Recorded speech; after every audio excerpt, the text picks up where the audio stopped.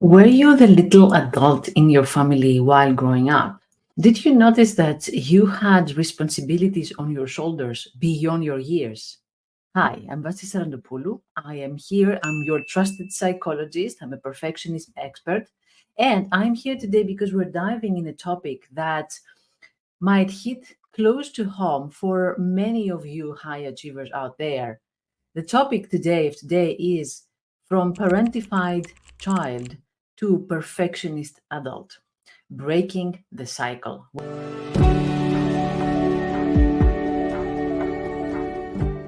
We're going to see how we're going to break this cycle today. But the agenda for today is really full. We are going to understand what is a parentified child, what does it mean, what's the definition, what are some examples. We're going to see how the dots are connected and how the parentified child leads to perfectionism. So we're going to see the perfectionist trap. And then we're going to see three key behaviors of parentified perfectionists. So you're going to see what it means and how it shows up, how it manifests today in your life. And of course, we're not going to forget the third part of this topic today, which is breaking the cycle. What is that we can do so that we can change that, so that we can leave this child behind and the unmet needs without having to overcompensate through perfectionism today. Let's start first by understanding what a parentified child is. Let me use an example. Imagine that there's a 10-year-old girl named Alex. And while her friends are out playing, she's at home. And she's at home preparing lunch for her siblings or dinner or helping them with their homework. And she's preparing lunch or dinner or she's doing house chores because her father escapes to alcohol and he cannot do that. Or because her parents are away and they're working a lot and they're away from home the whole day. Or because her mother is struggling with depression or that her parents are going through a divorce. There's a mix of roles that she's taking there, protecting and supporting the parents, supporting the siblings, taking care of the household. So there are two types of parentification. We're calling it the first, the instrumental parentification, which is more about the practical things that the child has to do, which are, of course, not their responsibilities and not adjusted to their age. And this is all the housework, the house chores, but also taking care of the bills or doing things that are not appropriate for the age. But also we have the emotional parentification, which is supporting the parents emotionally, becoming like the family therapist or a mediator between the parents or the parent and another sibling. Sometimes, though, it's a mix of both. You might be wondering, like, okay, so what's the connection with perfectionism then? All right. So this girl, Alex, is desperately trying to keep the family harmony for her own sake, because she knows that when mom is supported, then she can see her, she can play with her, she can connect with her. So she learns very quickly that it's in within her control to keep the family balanced. And if she forgets one thing, then chaos explodes. She learns very quickly that mistakes, even small mistakes, have big consequences. If she forgets to pay the bill, the lights are out. If she doesn't comfort her mom properly, then her mom might be upset, frustrated, even aggressive, and then the whole family suffers. So, without realizing it, Alex is developing a core belief: I must be perfect in everything in order to keep everyone safe and happy, including myself. And one small mistake might be a total failure for me. So, this is the perfectionism trap. It's not about being a high achiever, It's about the element of safety, which, of course, in the perfectionist becomes the element of control. It's about feeling that anything less than perfect is a failure. This is where we create these core beliefs about failure, about safety, about other people's needs. All these things that come together, they start from experiences from our childhood and they come in the present moment, manifested as workaholism, as fear of failure, as procrastination, as freeze mode, where we're stuck. All these things are connected. So let's see some key behaviors that we now, as adults, we show up, especially adults who were parentified as children. So first of all, people pleasing. Remember how Alex used to prioritize everybody's needs? Well, that's what he learned, right? So now, fast forward 20, 30 years from that moment, adult Alex, she finds herself saying yes to everything, every request in her work, in her relationships, even to strangers. She meets people and they ask her a favor, and she completely abandons her schedule, her agenda, her needs in order to meet their needs. She's exhausted, of course. At the same time, the thought of saying no fills her with anxiety and guilt. She feels anxiety because if I say no, chaos might evoke again. So she's waiting for a disaster to happen, but also guilt because I didn't care my family or the people that depended on me, I didn't take care of them. So anxiety and guilt. Question for you. Do you also struggle with setting boundaries? Do you often put other people's needs in front of your own needs, even when it's detrimental to your own well being, even though you're exhausted, even though you don't have any energy? Let's see how we can reverse it. Start small.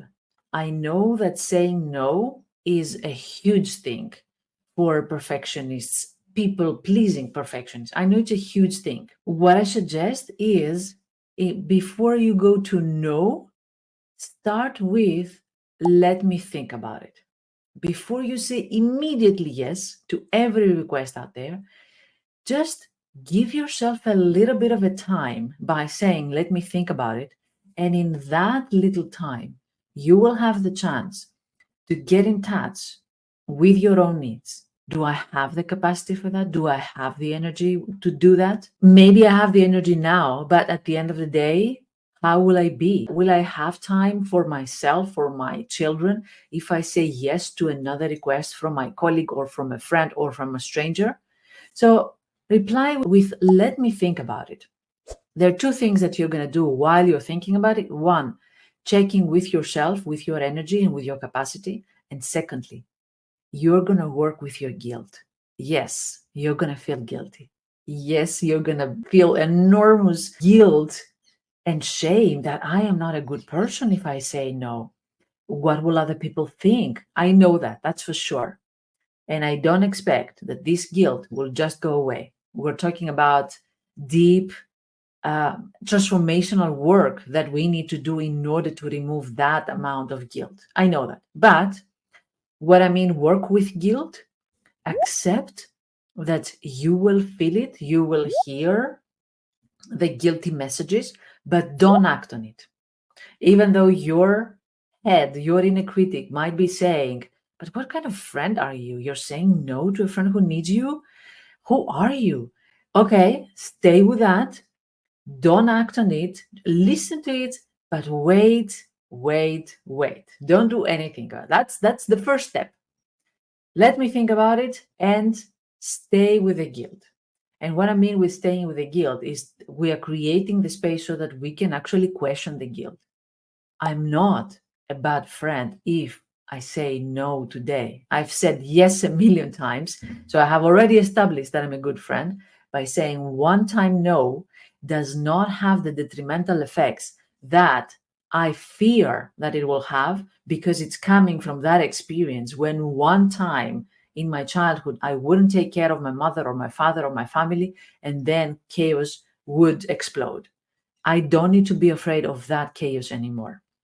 So that's the space where we will be working with our thoughts, with the guilt, when we say, let me think about it. The second behavior now that is connected with perfectionism in adults that they were parentified children, self criticism. So, as we said before, growing up, Alex, she internalized all these impossibly high standards that she has to be perfect every single day. And at the same time, she didn't have time to be a child. Yeah? So she had these parent standards, even though she was just a 10-year-old girl. So now that same inner voice constantly berates her. You should have done better. You should have seen that. Why didn't you do more? Why didn't you try better? Even though she has achieved something amazing, it doesn't matter. Her focus is always on what she could have done better. So you see the connection? So now it's your question, the question for you. How do you talk to yourself when you make a mistake? Is it the same vibe, like it's the end of the world? Do you also dismiss all the good things that you've done and you focus only on the one thing that didn't go well?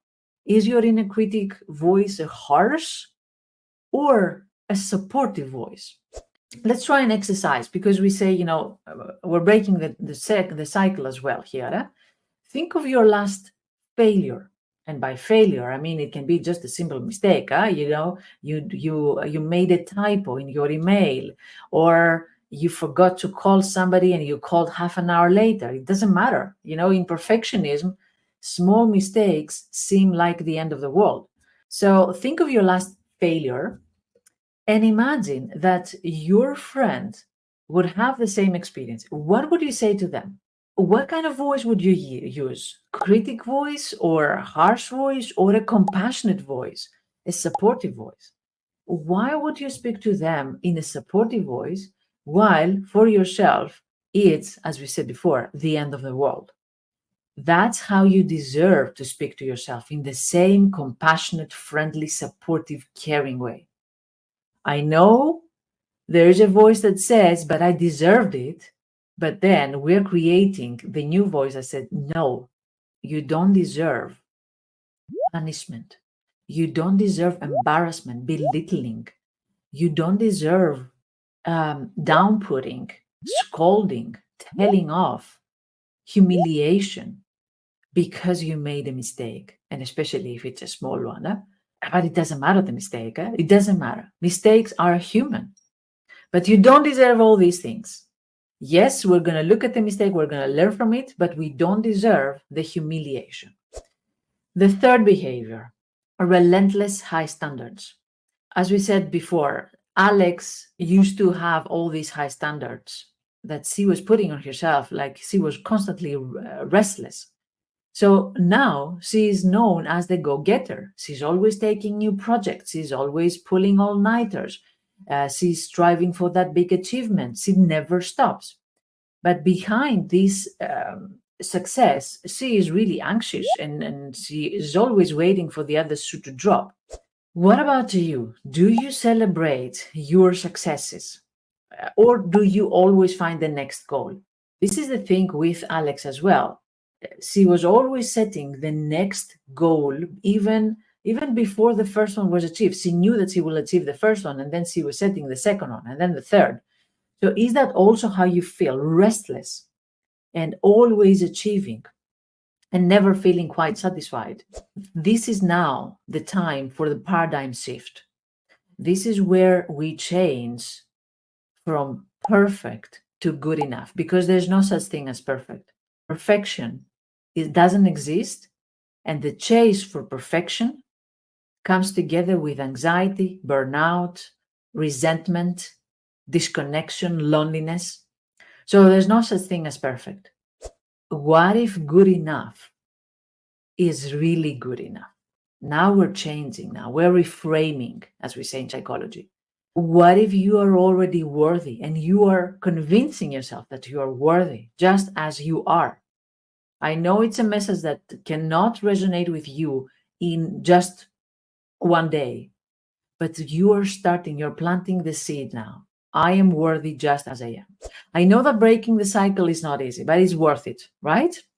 So this is the work that I'm doing together with my clients in order to change perfectionism into a more healthy, high achieving mode. There's nothing wrong with achieving, nothing wrong about achieving, but it's the collateral damage that happens with perfectionism that we are talking about. We're talking about all the exhaustion, we're talking about all this disconnection and then the lack of joy. I've never seen a perfectionist being happy unless they are on the healthy side.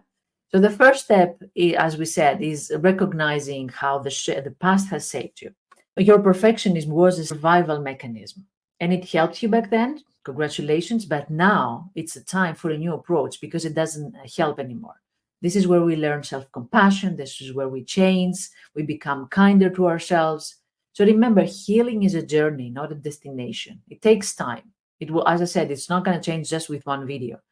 It's okay to ask for help. It's actually a sign of strength.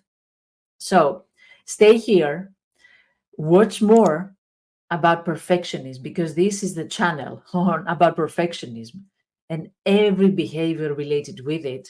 Make sure that you follow me, subscribe if you're watching from YouTube. I'd love to hear your experiences. If this has resonated with you, of course, share your thoughts in the comments below. In the comments also, you're going to find my guide, How Much of a Perfectionist You Are. It's a free guide. So with all the behaviors that you can check and see how much of a perfectionist you are. Thank you for being here. Thank you for doing the work in changing perfectionism and accepting and loving who you really are, exactly as you are. Thank you very much. Let's connect. Until next time, take good care of yourself.